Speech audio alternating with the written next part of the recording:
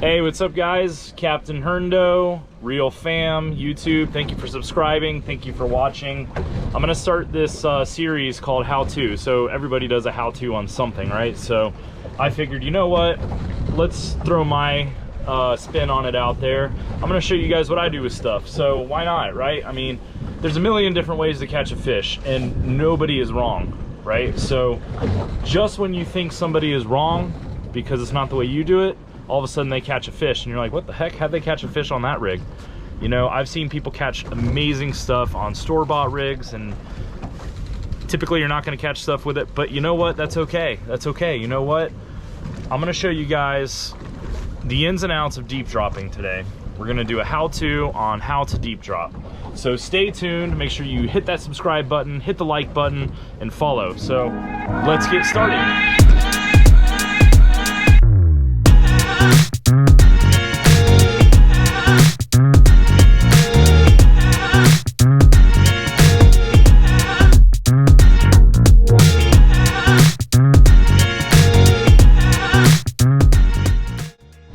So the very first thing is you got to have a reel that's capable of reaching the depths that you want to target golden tile.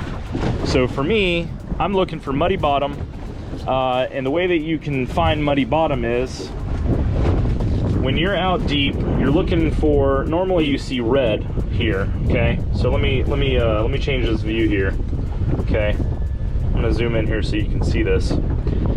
So normally, you're looking down here and you see just hard red. It's just a bright, bright red on the screen, okay? And that's all you see. There's nothing on the top, okay? That's gonna be hard bottom. That's not what we want. We want a layer of green and yellow on the top. That layer of green and yellow is going to be mud. And golden tile fish like to burrow in this mud. That's what they do, right? They create these burrows, they congregate in this mud, and we're gonna drop a weight on their head, basically, and entice them to bite, right? So the second part of this is depth. That's an important one. So for us, we're in Port Canaveral. Okay, I usually run out of the port to roughly 500 to 600, 600 to 700 feet, somewhere between 550 and 700 feet, I would say, is a pretty good location for us to really dial in golden tile. And you can catch small ones that way, which are great.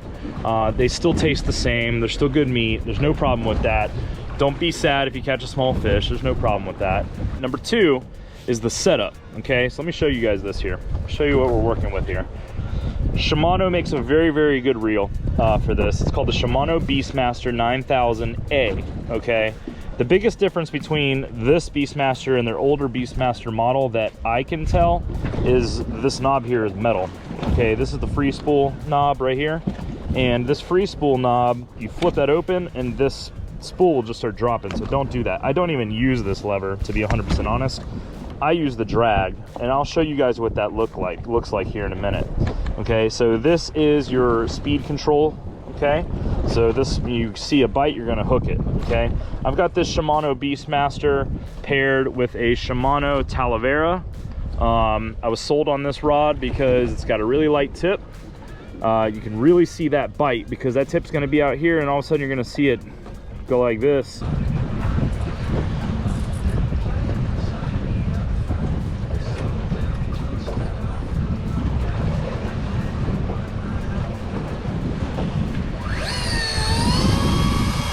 And you know you got a fish on, okay? Don't forget, the very first thing you need to do is set yourself a flat line, okay? Got a pin torque paired with a Talus Shimano rod, and we got a piece of squid out there because you know what always swims up out here is mahi. Okay, I think I said that already, but that's okay. I always bring two out with me, so I got two Beastmasters, got a backup. You never know what's gonna snag your line, okay? Now let's talk about weights. So obviously I love Yeti. I like the Yeti buckets. They're really nice, very expensive, okay? So I bring weights with me. I bring two of each, okay? So I've got two 6 pounds, two 8 pounds, two 10 pounds. And you know, because you never know what the current's gonna be doing. And for those guys that say, you know what the current's doing, you never know, okay? You never know until you go. That's my favorite saying. Anyways, all right, so let's go move on to the rig. All right, so I don't know if you guys can see this here. I'm gonna try to stretch it out because I know it's kind of limited on space here. So this is a 4-hook, basically a chicken rig, okay? So on the one end, okay, you can see it's crimped.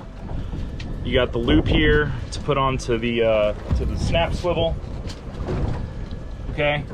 And then Handler Fishing Supply makes these really cool little sliders that go on here so you can clip on your light. Yes, I use a light. I like the color green.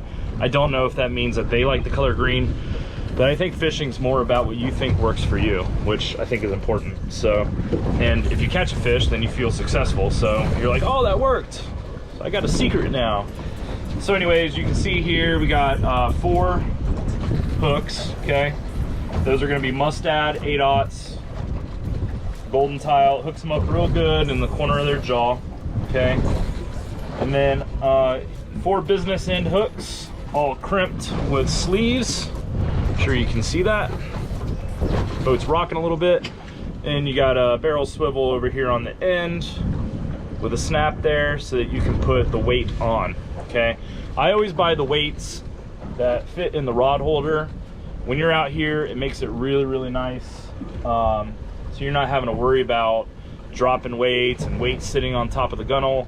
That's why I put these on the top, because when I take charter customers out, they don't always think about that kind of stuff, and I don't want the weights dinging up the boat, right? So, so these make it nice for the top, but these will roll off. So, anyways, so rod holder's perfect for those, okay? So, first things first, we're gonna put our light on our swivel. So you can see there, got the light on that swivel snap clip there. So this light is water activated. So as soon as the water touches it, it's gonna start blinking. So it's pretty cool, okay? Gonna clip the other end, the opposite end over here to our weight.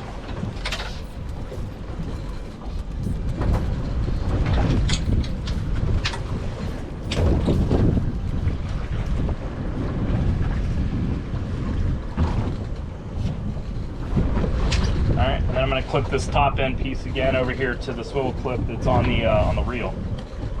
So again, I don't ever flip this lever, the free spool lever. I always loosen the drag on the reel. When you've got as much line as these things hold, the last thing you want, the very last thing you want, is for it to come unraveled. So there you go. Okay, you've got ball bearing swivel. Okay, to the line, it's crimped, light, 4 chicken rigs, and weight. Today we've got 2.75 to 3.5, depends on the wind, of current. I'm gonna start with an 8-pound weight. We'll see what happens with that. Sometimes a little trick that I've learned is the direction that you catch your drift. Sometimes you can bump the throttles and get back over your line to kind of help that out a little bit. So if you got a lot of line paid out, bump it back your throttle to get back over your line to help, so you're not dragging that weight. So anyways, I'm gonna bait these now. We bait them with squid, and you hook it right in the triangle part of the squid, like up on the top. I'll show you what that looks like here now. All right, so you just take your squid, and like I said, right in the triangle part, the top, you're gonna put the hook right in the center there. Maybe a little tiny lower than that.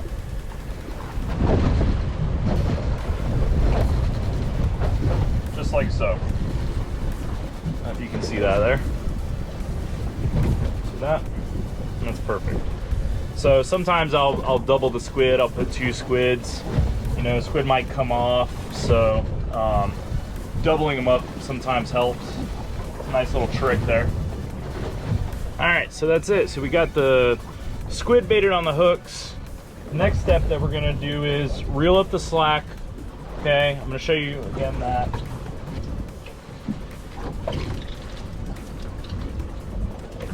So it's always important. I always reel up the slack and then I zero out the line, okay? All right, so now you got the line zeroed out. You got the you got your rig baited, you got your weight ready to go. Next thing I do, put the weight in the water, just like so. And because I already took the slack off, you'll see it's just gonna start dropping. So something to look for is if your line is scoping out really far. I've got my boat turned so that the current is taking it out that way, okay? But something you want to pay attention to is how scoped out is your line going.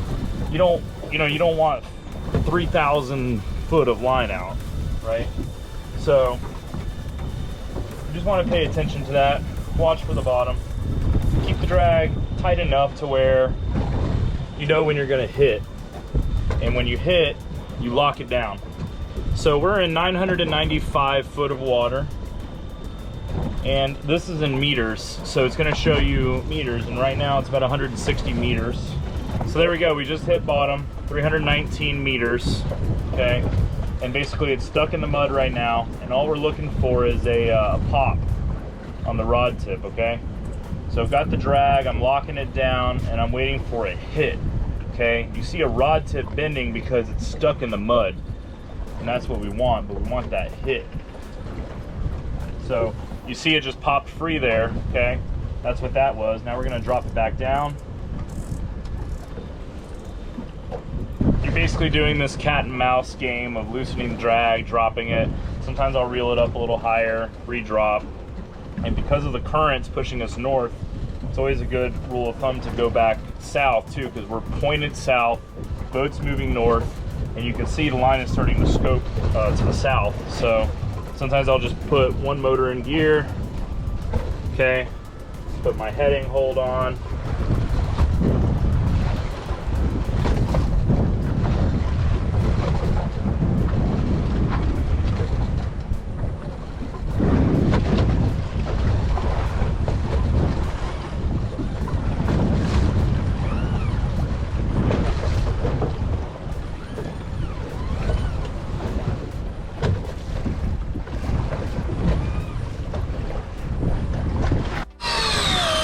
Alright guys, there we go. Finally got a bite on. Finally found him. We had to creep into 657 feet, so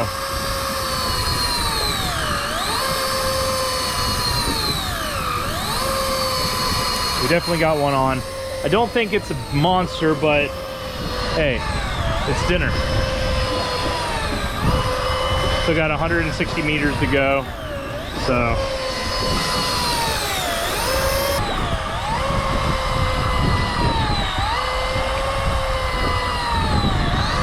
you can definitely see the rod tip pulling a lot better now.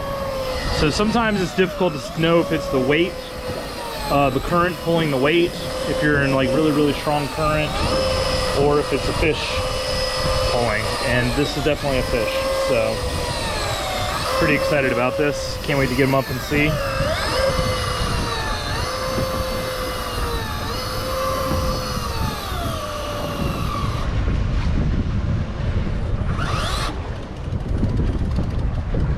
No.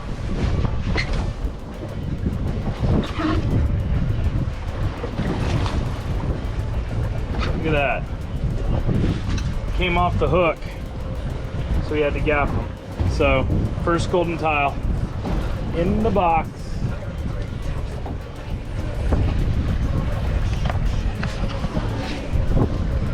So that's it, guys. Not a monster. Not a monster by no means, but definitely nice eating fish. So we're on the bottom there. Got it locked down, just waiting for a bite.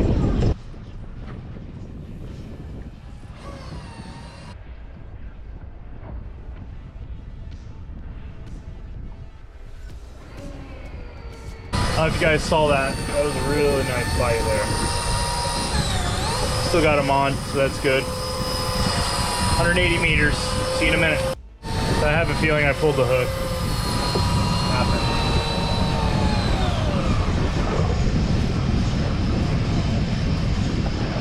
Nope, he's there.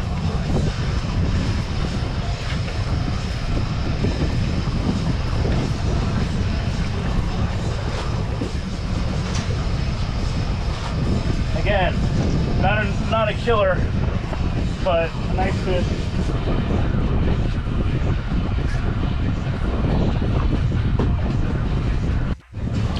All right, let's do this again.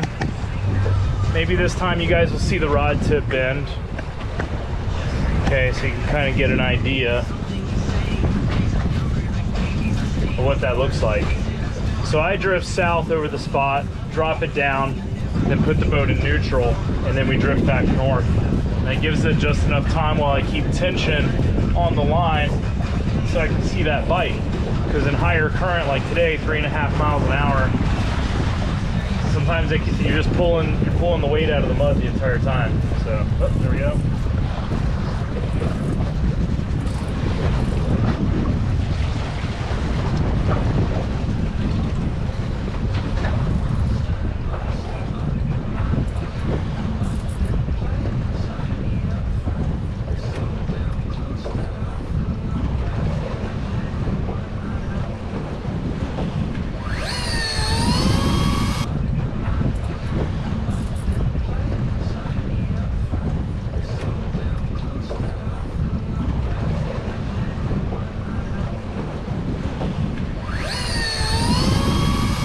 Definitely got one on there again. I think it's a small one, so, you know, but hey.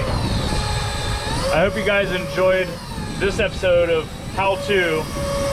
Again, we went over deep dropping techniques for golden tile, something that works for me. Remember, there's a million ways to do things out there. It's never gonna be your way or the other person's way.